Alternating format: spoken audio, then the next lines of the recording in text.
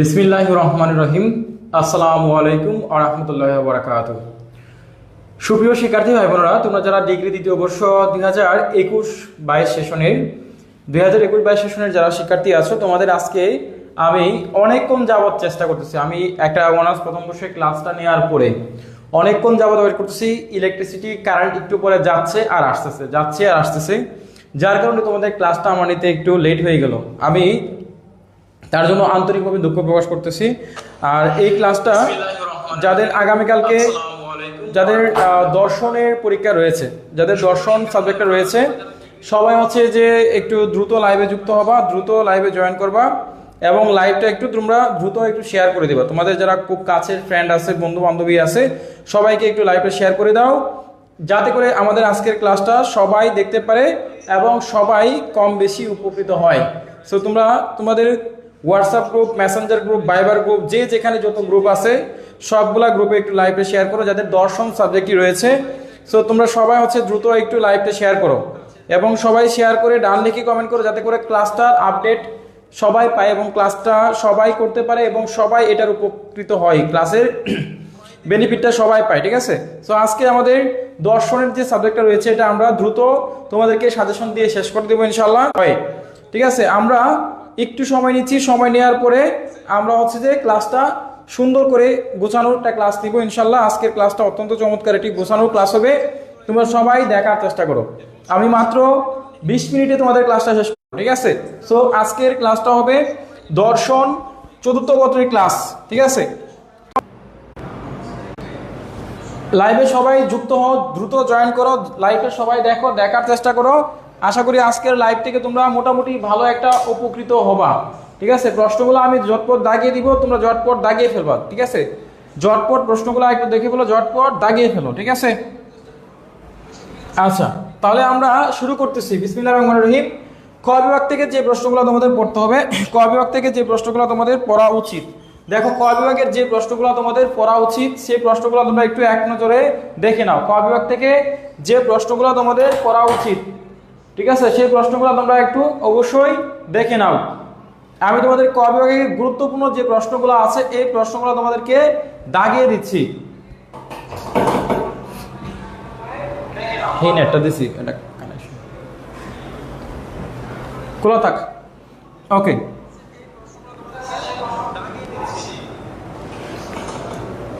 ওকে তাহলে আমরা শুরু করতেছি। দেখো প্রথম প্রশ্নটা হচ্ছে, এই সাবজেক্টের নাম হচ্ছে ভারতীয় দর্শন। তো যেহেতু ভারতীয় দর্শন, তাহলে প্রশ্নটা আসবে যে ভারতীয় দর্শন কাকে বলে। এক নম্বর প্রশ্নটা ভেরি ভেরি ইম্পর্টেন্ট, খুবই খুবই গুরুত্বপূর্ণ। ভারতীয় দর্শন কাকে বলে, ভারতীয় দর্শন কি। এরপর দেখো বেদ কাকে বলে, বেদ কাকে বলে, এই প্রশ্নটাও গুরুত্বপূর্ণ। বেদ কাকে বলে, এই 12 নম্বর প্রশ্নটা দেখো। এরপর জৈন শব্দের অর্থ কি, জৈন শব্দের অর্থ হচ্ছে জয়ী, জৈন শব্দের অর্থ হচ্ছে জয়ী। এরপর দেখো এখান থেকে আরেকটি প্রশ্ন আছে, ঋণং কৃতা গীতং পিবেদ কথাটির অর্থ কি। ঋণ করে ঘি খাও, ঋণ করে ঘি খাওয়া, অর্থাৎ যারা হচ্ছে যে ঋণ করে চলে, ঋণ করে কোনো কিছু করে বা বিলাসিতা করে, বুঝতে পারছো, এটাই বোঝাচ্ছে এখানে। বুঝতে পারছো, ঋণ করে কোনো কিছু খাওয়া বা পড়া, এটাকে এখানে বোঝাচ্ছে। বুঝতে পারছো?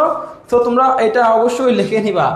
এরপর দেখো এখান থেকে ভারতীয় দর্শনে নাস্তিক বলতে কাকে বোঝায়, নাস্তিক কাদেরকে বোঝায়। ভারতীয় দর্শনে যারা হচ্ছে বেদকে বিশ্বাস করে না তাদেরকে নাস্তিক বলা হয়, যারা হচ্ছে বেদকে বিশ্বাস করে না তাদেরকে নাস্তিক বলা হয়। ভারতীয় দর্শনে যারা বেদকে বিশ্বাস করে না, এখন বেদ কি সেটা তোমরা বুঝতে থাকো, তোমরা বুঝো পড়ো, তাহলে বুঝতে পারবো যে বেদ কি। বুঝতে পারছো? মানে এটা হচ্ছে টোটালি হচ্ছে হিন্দু শাস্ত্রের একটা সাবজেক্ট এবং এটা হচ্ছে যে হিন্দুদের জন্য একটা সাবজেক্ট। যারা মুসলমান তোমরা বা আমরা যারা মুসলিম তারা এটা বুঝবো না, তারা যারা হিন্দু তারা হয়তো বা এই বিষয়টা ভালো করে সুন্দর করে গুরুত্ব বুঝতে পারবে। ঠিক আছে, আচ্ছা তারপর দেখো আমরা পরে দেখে নিই পরের প্রশ্ন, বৌদ্ধদের প্রধান ধর্মগ্রন্থের নাম কি। ত্রিপিটক, বৌদ্ধদের প্রধান ধর্মগ্রন্থের নাম হচ্ছে ত্রিপিটক। এই প্রশ্নটা অনেক অনেক গুরুত্বপূর্ণ, ত্রিপিটক। এরপর দেখো যারা স্যাদ শব্দের অর্থ কি, স্যাদ শব্দের অর্থ হচ্ছে সম্ভবত, স্যাদ শব্দের অর্থ হচ্ছে সম্ভবত। এটা হচ্ছে যে তোমার বৌদ্ধ খ্রিস্টান যারা আছে তাদের জন্য এই সাবজেক্টটা। এরপর দেখো ভারতীয় দর্শনে বেদে অবিশ্বাসী সম্প্রদায়গুলো কি কি। 4 ভাগ এবং বৌদ্ধ সম্প্রদায়, 4 ভাগ এবং বৌদ্ধ সম্প্রদায় হচ্ছে ভারতীয় দর্শনে, তারা হচ্ছে যে তোমার কি অবিশ্বাসী সম্প্রদায়, বেদে অবিশ্বাস করে, তারা হচ্ছে বেদে কখনো বিশ্বাস করে না। তাহলে জৈন শব্দের অর্থ হচ্ছে জিন শব্দ থেকে, জিন শব্দের অর্থ হলো জয়ী, জিন শব্দের অর্থ হলো কি জয়ী। এই প্রশ্নটাও ভেরি ভেরি ইম্পর্টেন্ট। এরপর দেখো আমরা এখান থেকে আরো কিছু প্রশ্ন দেখে নেই। না, এখান থেকে আর কোনো প্রশ্ন নাই, যেগুলো ছিল আমি তোমাদেরকে দিয়ে দিছি, যে প্রশ্নগুলো ছিল সেগুলো তোমাদেরকে আমি দিয়ে দিছি। এরপর দেখো আরেকটা প্রশ্ন, ত্রিপিটক কোন ভাষায় প্রথম কোন ভাষায় রচিত? ত্রিপিটক হচ্ছে পারি ভাষায় রচিত, ত্রিপিটক হচ্ছে প্রথম পারি ভাষায় রচিত। এরপর দেখো স্যাদবাদ বলতে কি বুঝো? স্যাদবাদ, জনগণ বলেন প্রতিটি অবধারণের যদি সে শব্দটি থাকে তবে সৃষ্ট বোঝায়, যা অবধারণটি আংশিক সত্য জৈনদের মতে। এই মতবাদের নাম হচ্ছে স্যাদবাদ। আচ্ছা, তারপর দেখো নির্বাণ, নিবারণ শব্দের অর্থ কি? নিবারণ শব্দের অর্থ হচ্ছে চিরমুক্তি লাভ, যেখান থেকে চিরমুক্তি লাভ করা যায় সেটাকে নিবারণ বলা হয়। চিরমুক্তি লাভ, নিবারণ শব্দের অর্থ হচ্ছে চিরমুক্তি লাভ। নিবারণ শব্দের অর্থ হচ্ছে কি চিরমুক্তি লাভ, চিরমুক্তি লাভ। নিবারণ শব্দের অর্থ হচ্ছে কি চিরমুক্তি লাভ, নিবারণ শব্দের অর্থ হচ্ছে চিরমুক্তি লাভ। তোমরা সবাই প্রশ্নটা একটু গুরুত্ব সহকারে সবাই দেখে নাও, সবাই জটপট দেখে নাও, প্রশ্নগুলো একটু মিলিয়ে নাও। আমি যে প্রশ্নগুলো বলতেছি এই প্রশ্নগুলো কিন্তু তোমাদের পরীক্ষায় আসবে এবং আসার সম্ভাবনা 100% গুরুত্বপূর্ণ। অল্প কয়েকটা প্রশ্ন দিব, এত বেশি প্রশ্ন পড়ার দরকার নাই, মাত্র অল্প কয়েকটা প্রশ্ন দিব। এই অল্প প্রশ্ন পড়লেই ইনশাল্লাহ কমন করে যাবে। এরপর দেখো আমরা পরবর্তী প্রশ্ন দেখে নেই, ভারতীয় দর্শনে ও আস্তিক সম্প্রদায় কারা?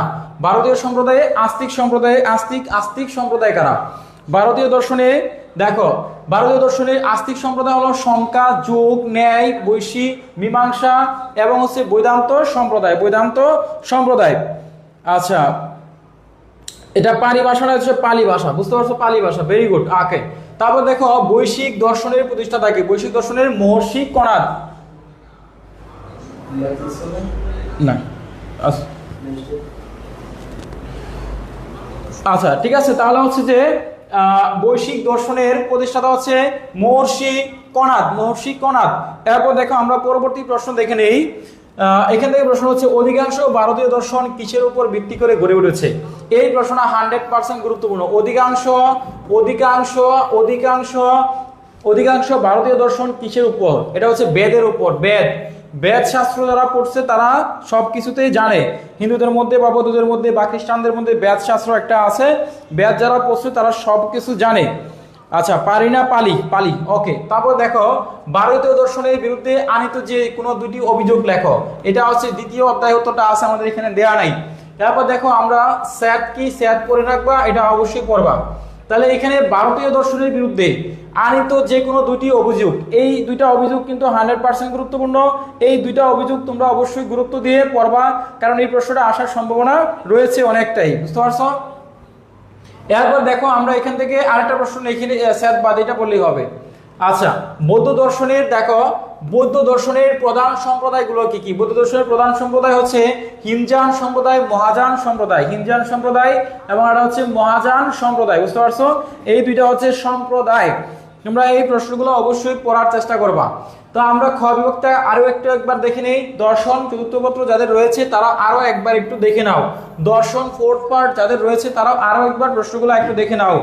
ভারতীয় দর্শন কি? 1 নম্বর প্রশ্ন, বেদ কাকে বলে? বেদ ভারতের সবচেয়ে প্রাচীন ধর্মশাস্ত্র এবং সাহিত্য, ধর্মশাস্ত্র এবং সাহিত্য। তারপর দেখো জৈন শব্দ হচ্ছে জয়ী। তারপর হচ্ছে আমরা দেখো সর্বদর্শন সংগ্রহ গ্রন্থটি কার লেখা? এটা হচ্ছে মাধবাচার্যের। এরপর দেখো বৌদ্ধদের প্রধান ধর্মগ্রন্থের নাম কি? ত্রিপিটক। তারপরে দেখো ভারতীয় দর্শনের নাস্তিক বলতে যারা ভারতীয় বেদকে বিশ্বাস করে না তাদেরকে নাস্তিক বলা হয়। ভারতীয় দর্শনে বেদ অবিশ্বাসী সম্প্রদায়গুলো কি? চারবাক এবং বৌদ্ধ সম্প্রদায়। এরপর দেখো স্যাদ শব্দের অর্থ কি? সম্ভবত ভারতীয় দর্শনে আস্তিক বলতে কি বোঝায়? যারা বিশ্বাস করে, যারা বেদকে বিশ্বাস করে তাদেরকে বলা হয় আস্তিক, যারা বেদকে বিশ্বাস করে না তাদেরকে বলা হয় নাস্তিক। সহজ প্রশ্ন। এরপর দেখো গৌতম বুদ্ধের প্রকৃত নাম কি? গৌতম বা সিদ্ধার্থ, এটা প্রকৃত নাম। আচ্ছা, তারপরে আমরা দেখে নেই আরো কয়েকটা প্রশ্ন এই পাশে। দেখো ত্রিপিটক কোন ভাষায় রচিত? ত্রিপিটক হচ্ছে পালি ভাষা, না এটা হচ্ছে পালি ভাষায়। বানানটা ভুল আছে, ত্রিপিটক হচ্ছে পালি ভাষায় রচিত, বানান ভুল আছে। এটা হচ্ছে পালি ভাষায় রচিত, পালি ভাষায়। ত্রিপিটক হচ্ছে পালি ভাষায় রচিত, এটা পালি ভাষায় রচিত। পালি একটা সাবজেক্টও আছে। বৌদ্ধ দর্শনের প্রধান সম্প্রদায়গুলো কি কি? বৌদ্ধ দর্শনের প্রধান সম্প্রদায় হিমযান সম্প্রদায়, মহাযান সম্প্রদায়। এরপর দেখো বৌদ্ধদের মতে দুঃখের প্রধান কারণ কি? দুঃখের প্রধান হচ্ছে অবিদ্যা। যারা অবিদ্যা অর্থাৎ যারা হচ্ছে যে পড়াশোনা জানে না, নিরক্ষর, তাদেরকে মানে এখানে বলা হচ্ছে দুঃখের প্রধান কারণ। দুঃখের প্রধান কারণ হচ্ছে যাদের মধ্যে শিক্ষার জ্ঞান, যাদের মধ্যে শিক্ষার জ্ঞানটা নাই তাদেরকে অধিবিদ্যা বা হচ্ছে যে অবিদ্যা বলা হয়। এবার দেখো নির্বাণ শব্দের অর্থ কি? নির্বাণ শব্দের অর্থ চির মুক্তি লাভ। নির্বাণ শব্দের অর্থ হচ্ছে চির মুক্তির লাভ। এরপর দেখো ভারতীয় দর্শনে আস্তিক সম্প্রদায় কারা? ভারতীয় দর্শনে আস্তিক সম্প্রদায় হলো সংখ্যা, যুগ্য, ন্যায়, বৈশেষিক, মীমাংসা এবং বেদান্ত সম্প্রদায়। এরপর দেখো বৈশিক দর্শনের প্রতিষ্ঠাতা কে কে? মহর্ষি কণাদ। মহর্ষি এবং কণাদ হচ্ছে বৈশিক দর্শনের প্রতিষ্ঠাতা। এরপর দেখো অধিকাংশ ভারতীয় দর্শন কিসের উপর ভিত্তি করে গড়ে ওঠে? বেদের উপর ভিত্তি করে গড়ে উঠেছে। বুঝতে পারছো? এরপরে ভারতীয় দর্শনের বিরুদ্ধে আনিত যে কোনো দুইটা অভিযোগ, এটা তোমরা বই থেকে পড়ে নেবা, আমাদের এখানে উত্তর দেওয়া নাই, এটা গুগল থেকে পড়ে নেবা।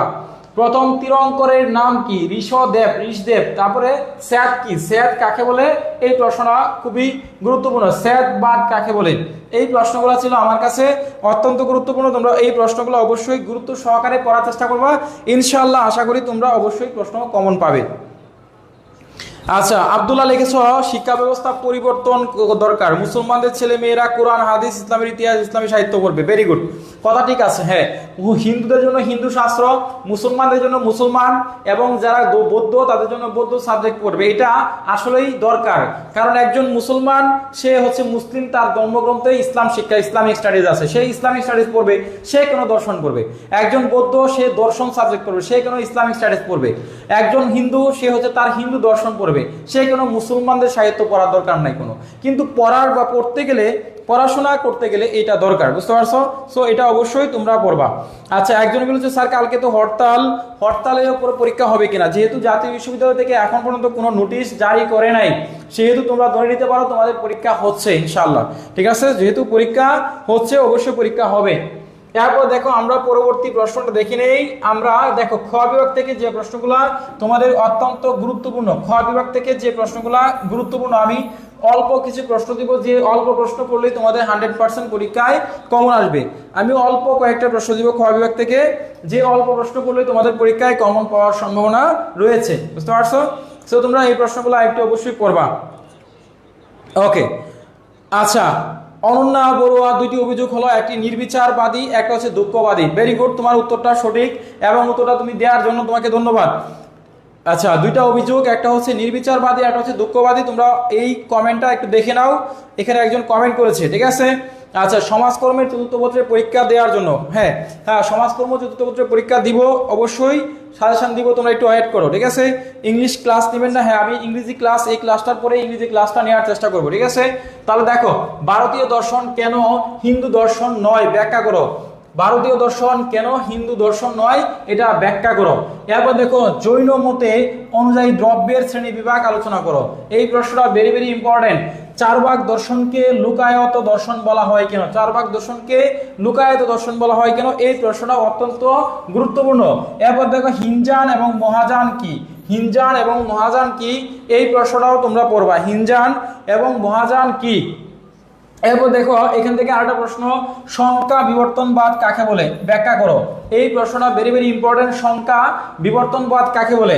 এরপর দেখো 12 নম্বর, ভারতীয় দর্শন বলতে কি বোঝায়, এর বৈশিষ্ট্য লিখো। এই প্রশ্নটা 100% গুরুত্বপূর্ণ। ভারতীয় দর্শন কাকে বলে এবং এর যে বৈশিষ্ট্যগুলো আছে এই বৈশিষ্ট্যগুলো আলোচনা করো। এই প্রশ্নটা 100% গুরুত্বপূর্ণ, বুঝতে পারছো? এরপর দেখো জৈন মতে অনুযায়ী দ্রব্যের শ্রেণী বিভাগ আলোচনা করো। জৈন মত অনুযায়ী দ্রব্যের যে শ্রেণী বিভাগ রয়েছে এই শ্রেণী বিভাগ আলোচনা করো নিজের ভাষায়। এরপর দেখো ভারতীয় দর্শনে কর্মবাদ বলতে কি বুঝো? ভারতীয় দর্শনে কর্মবাদ বলতে কি বুঝো? এই প্রশ্নগুলো ইনশাআল্লাহ আশা করি তোমাদের পরীক্ষায় কমন আসবে। যারা খ বিভাগের সাজেশন নিয়ে টেনশনে ছিল তারা এই প্রশ্নগুলো পড়বা। এর বাইরে একটা প্রশ্ন পড়ার দরকার নাই, ইনশাআল্লাহ আশা করি কমন থাকলে এই প্রশ্নগুলো দেখেই কমন আসবে, বুঝতে পারছো? সবাই অবশ্যই এই প্রশ্নগুলো অবশ্যই পড়ার চেষ্টা করবা, ঠিক আছে? যে প্রশ্নগুলো আমি বলছি এই প্রশ্নগুলো পড়লেই হবে ইনশাআল্লাহ, এর বাইরে কোনো প্রশ্ন পড়ার দরকার নাই। তাহলে দেখো আমি আবারও বলতেছি কোন কোন প্রশ্নগুলা। 1 নম্বরে ভারতীয় দর্শন কেন হিন্দু দর্শন নয়, ব্যাখ্যা করো। জৈন মত অনুযায়ী দ্রব্যের শ্রেণী বিভাগ আলোচনা করো। 3 নম্বর চারবাক দর্শনকে লুকায়িত দর্শন বলা হয় কেন। এরপরে হিনজান এবং মহাযান কি, এটা ব্যাখ্যা করো। এরপরে তোমার আসতে পারে সংখ্যা বিবর্তনবাদ কাকে বলে, এরপরে আসতে পারে ভারতীয় দর্শন বলতে কি বোঝায়, এর বৈশিষ্ট্যগুলো আলোচনা করো, জৈন মত অনুযায়ী দ্রব্যের শ্রেণীবিভাগ আলোচনা করো, এরপরে ভারতীয় দর্শনে কর্মবাদ বলতে কি বুঝো, ভারতীয় দর্শনে কর্মবাদ বলতে কি বুঝো। এই প্রশ্নগুলো আমার কাছে 100% মনে হয়েছে তোমরা এই প্রশ্নগুলো পড়ো। বিগত সালে এই প্রশ্নগুলো অনেকবার সালে রিপিট করেছে। তাহলে যারা ক বিভাগের সাজেশন পেয়েছে তোমরা সবাই ডান লিখে কমেন্ট করো, যারা ক বিভাগের সাজেশন পেয়েছো তোমরা সবাই একটু ডান লিখে কমেন্ট করো। আমরা তাহলে অন্য সাবজেক্টে বা অন্য পার্টে যাচ্ছি।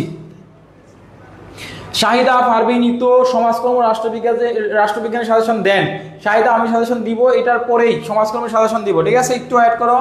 আচ্ছা, তারপর দেখো আমরা গ বিভাগ নিয়ে প্রশ্ন করতেছি। গ বিভাগ থেকে যে প্রশ্নগুলো তোমাদের পড়া উচিত, গ বিভাগের প্রশ্নগুলো একটু সবাই দেখার চেষ্টা করো। আচ্ছা, যে প্রশ্নগুলো তোমাদের কাছে একদম সহজ মনে হয় সেই প্রশ্নগুলো খাতার মধ্যে বারবার লিখো। যেহেতু এটা একটা কঠিন সাবজেক্ট সেহেতু তোমরা এই প্রশ্নগুলো একটু বারবার খাতার মধ্যে লিখো, লিখে পরীক্ষার হলে যাও, ইনশাল্লাহ আশা করি তোমাদের পরীক্ষা ভালো হবে। বুঝতে পারছো? এছাড়া কোনো বিকল্প উপায় নাই, এছাড়া কোনো বিকল্প কোনো উপায় নাই। আচ্ছা, আমরা এবার চলে যাচ্ছি গ বিভাগ থেকে যে প্রশ্নগুলো পড়তে হবে। ভারতীয় দর্শনের বিরুদ্ধে আনিত অভিযোগ সমূহ আলোচনা করে, এটা ক বিভাগে ছিল। এই প্রশ্নটা 100% গুরুত্বপূর্ণ, এই প্রশ্নটা 100% গুরুত্বপূর্ণ। এরপর দেখো বৌদ্ধ দর্শনের চারটি, এটা পড়ার দরকার নাই। বৌদ্ধ দর্শনের অনুসারে অনন্তবাদ বলতে কি বুঝো, এটা ভেরি ভেরি ইম্পর্টেন্ট। ভারতীয় দর্শনের বৈশিষ্ট্যগুলো আলোচনা করো, এটা ইম্পর্টেন্ট। এরপর দেখো জৈন নিরাস্যবাদের একটি সমালোচনা সমূহ ব্যাখ্যা করো। এরপরে ভারতীয় দর্শনবাদের কর্মবাদের প্রকৃতি আলোচনা করো, ভারতীয় দর্শনের কর্মবাদের যে প্রকৃতি সেটা আলোচনা করো। চার ভাগ নীতি দর্শন আলোচনা করো, চার ভাগ নীতি বা দর্শন আলোচনা করো। এরপর দেখো 12 নম্বর প্রশ্ন, বৌদ্ধ দর্শনের উৎপত্তি ক্রমবিকাশ আলোচনা করো। এই প্রশ্নটা 100% গুরুত্বপূর্ণ, এই প্রশ্নটা 100% গুরুত্বপূর্ণ। আমি অল্প কয়েকটা প্রশ্ন দিয়েছি, মাত্র 5টা প্রশ্ন দিয়েছি। এই 5টা প্রশ্ন পড়লেই তোমাদের পরীক্ষায় 100% কমন পাওয়ার সম্ভাবনা রয়েছে। এই 5টা প্রশ্ন পড়লেই হবে, বুঝতে পারছো? এরপর দেখো এইখানে 19 নম্বর প্রশ্নটা, এই প্রশ্নটা 100% পরীক্ষায় গত বছর এটা আসছে। ঈশ্বরের অস্তিত্ব পক্ষে ন্যায় দার্শনিকবাদের যুক্তিসমূহ, ঈশ্বর যে আছে, ঈশ্বরের যে একটা অস্তিত্ব রয়েছে, এই বিশ্বাসের উপরে একটা অস্তিত্ব রয়েছে, এটার উপর একটা যুক্তি, দার্শনিক যুক্তি ব্যাখ্যা সহকারে লিখো। এই প্রশ্নটা 100%। এই ছিল আমার কাছে 5-7টা প্রশ্ন। এই 5 থেকে 7টি প্রশ্ন পড়লেই তোমাদের পরীক্ষায় 100% কমন পাওয়ার সম্ভাবনা রয়েছে। আগামীকালকে পরীক্ষা দিলেই তোমরা বুঝতে পারবে ইনশাল্লাহ। আচ্ছা স্যার, এর আগে রকেট সাজেশন আর ইমরান সাজেশন হুবহু মিল ছিল, এই সাবজেক্টে মিল নাই কেন? আকাশ রয়, রকেট সাজেশন, রকেট কোম্পানি বা রকেট পাবলিকেশনের যে ওনার আছে তিনি এটা মানে লিখে বা উনি এটা বানায়, আর ইমরান পাবলিকেশনের সাজেশন ইমরান সাজেশনের মালিক বানায়। তার সাথে এটার মিল থাকবে, এটার কোনো গ্যারান্টিও নাই, ওয়ারেন্টিও নাই, তার সাথে তার সম্পর্ক নাই। সো সে তার মতো করে সাজেশন বানায়, বা সে মানে ওই কোম্পানি তারা অন্যরকম ভাবে সাজেশন বানায়, আমরা আমাদের মতো করে বানাই, ঠিক আছে? সো তোমরা এটার মধ্যে মিল পাবা না। সো তোমরা কমন পাবে এটা নিশ্চিত করে বলতে পারি, যে কোনো সাজেশন থেকে পড়ো কমন পাবে, ঠিক আছে? রকেট হোক বা ইমরান সাজেশন হোক বা প্রত্যাশা হোক, দিগদর্শন হোক, ব্যতিক্রম হোক, যে কোনো সাজেশন থেকে কমন পাবে, কমন পাওয়ার গ্যারান্টি আমরা দিচ্ছি, ঠিক আছে? সো যাই হোক, আমরা গ বিভাগটা আরো একবার তোমাদেরকে দেখাচ্ছি, গ বিভাগটা আরো একবার দেখাচ্ছি, তোমরা একটু দেখে নাও গ বিভাগের প্রশ্নগুলা। 1 নম্বর প্রশ্ন, ভারতীয় দর্শনের বিরুদ্ধে আনিত অভিযোগ সমূহ আলোচনা করো। এটা 100% গুরুত্বপূর্ণ এবং এটা ক বিভাগে ছিল। এরপর দেখো বৌদ্ধ দর্শনের অনুসারে আনুত্ববাদ বলতে কি বুঝো। এরপর দেখো ভারতীয় দর্শনের বৈশিষ্ট্যগুলো আলোচনা করো। এরপর প্রশ্ন ছিল জৈন নিরাস্যবাদের একটি সমালোচনা সহ একটা ব্যাখ্যা করো, সমালোচনামূলক একটা ব্যাখ্যা। ভারতীয় দর্শনের কর্মবাদের প্রকৃতি আলোচনা করো, ভারতীয় দর্শনের কর্মবাদের প্রকৃতি। এরপর দেখো বৌদ্ধ দর্শনের উৎপত্তি এবং ক্রমবিকাশ আলোচনা করো। এরপর দেখো এখান থেকে দিয়েছি 4 ভাগ নীতি দর্শন আলোচনা করো, অথবা সংখ্যা বিবর্তনবাদ ব্যাখ্যা করো। এই দুইটা প্রশ্ন করতে পারো, এই 4 ভাগ নীতি দর্শন এবং হচ্ছে সংখ্যা বিবর্তনবাদ ব্যাখ্যা করো। 4 ভাগ নীতি দর্শন এবং সংখ্যা বিবর্তনবাদ ব্যাখ্যা করো, এই দুইটা প্রশ্ন ইম্পর্টেন্ট। আরেকটা দিয়েছি 12 নম্বর, বৌদ্ধ দর্শনের উৎপত্তি ক্রমবিকাশ নিজের ভাষায় আলোচনা করো। বৌদ্ধ দর্শনের উৎপত্তি ক্রমবিকাশ নিজের ভাষায় আলোচনা করো। এরপরে আমরা একটা প্রশ্ন দিয়েছি, ঈশ্বরের অস্তিত্ব পক্ষে তোমার দার্শনিকদের যে যুক্তি আছে সেই যুক্তিটা নিজের ভাষায় খণ্ডন করো। ঈশ্বর যে আছে, ঈশ্বর যে অস্তিত্ব রয়েছে, ঈশ্বরের বিশ্বাস করা, এটার উপরে একটা দার্শনিকদের মতবাদ নিজের ভাষায় খণ্ডন করো বা ব্যাখ্যা করো। এই ছিল আমার কাছে খ এবং গ বিভাগের সাজেশন। যারা আমাদের পেজে একদম নতুন সদস্য, আমরা খেয়াল করতেছি তোমরা আমাদের পেজটা ফলো দাও নাই, যারা আমাদের পেজটা ফলো দাও নাই তারা অবশ্যই আমাদের পেজটা ফলো দিয়ে রাখবা।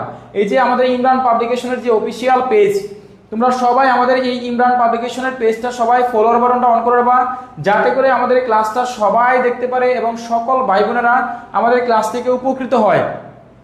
এবং তোমরা সবাই আপডেট নতুন নতুন তথ্য পেতে হলে আমাদের পেজটা সবাই ফলো দিয়ে রাখবা।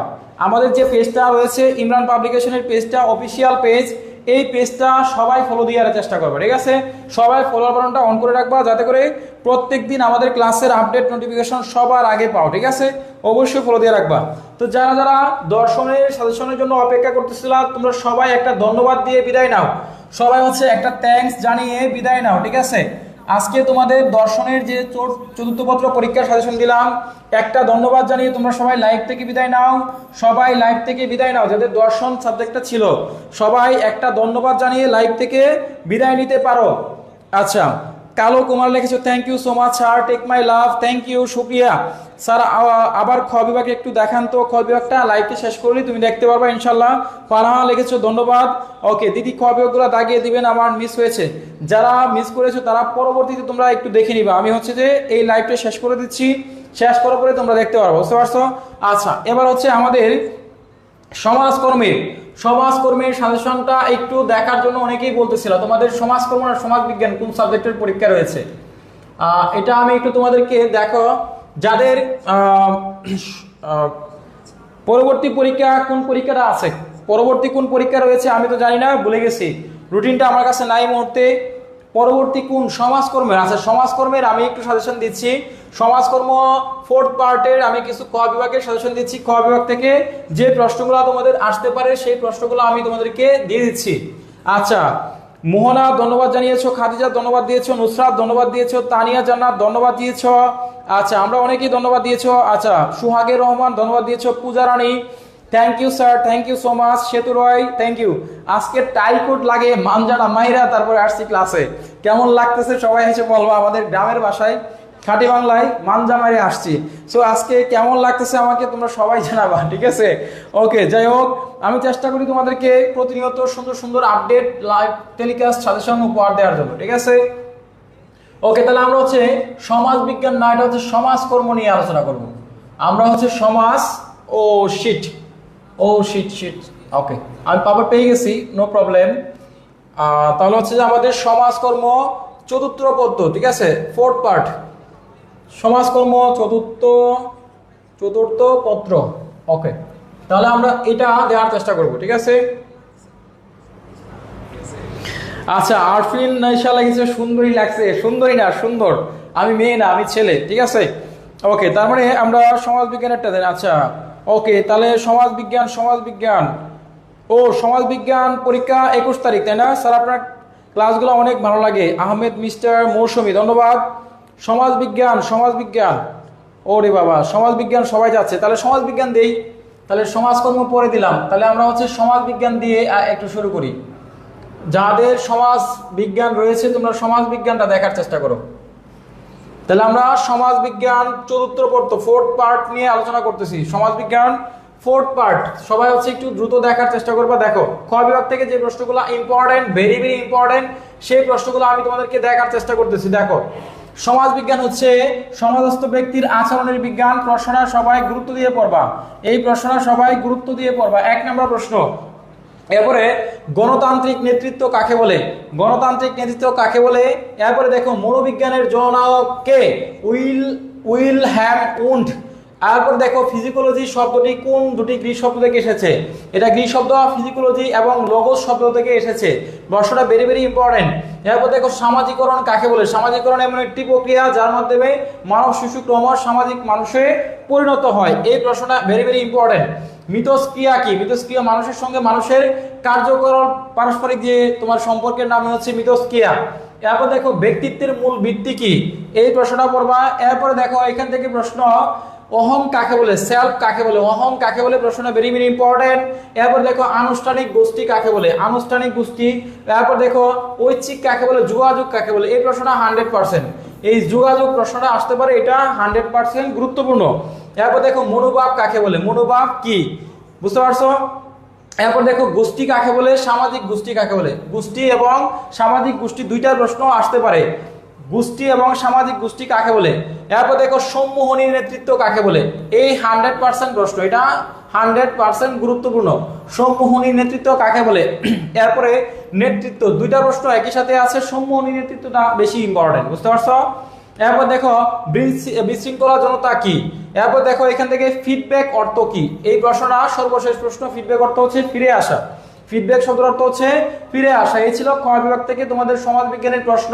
তোমরা সমাজ বিজ্ঞান যাদের রয়েছে তারা এই প্রশ্নগুলো একটু গুরুত্ব দিয়ে পড়বা। তো আজকে বিদায় নিচ্ছি, দেখা হবে পরবর্তী কোনো ক্লাসে। যাদের পরীক্ষা আছে তোমরা সবাই ভালোভাবে পরীক্ষা দেওয়ার চেষ্টা করবা। আল্লাহ পাক সবাইকে ভালো রাখুন, সুস্থ রাখুন। আর সবাই হচ্ছে আমাদের পেজটা ফলো দিয়ে রাখবা, ইনশাআল্লাহ পেজ থেকে নতুন নতুন আপডেট ক্লাস নোটিফিকেশন সবার আগে পাবে। সেই জন্য সবাইকে পেজটা ফলো দিতে হবে।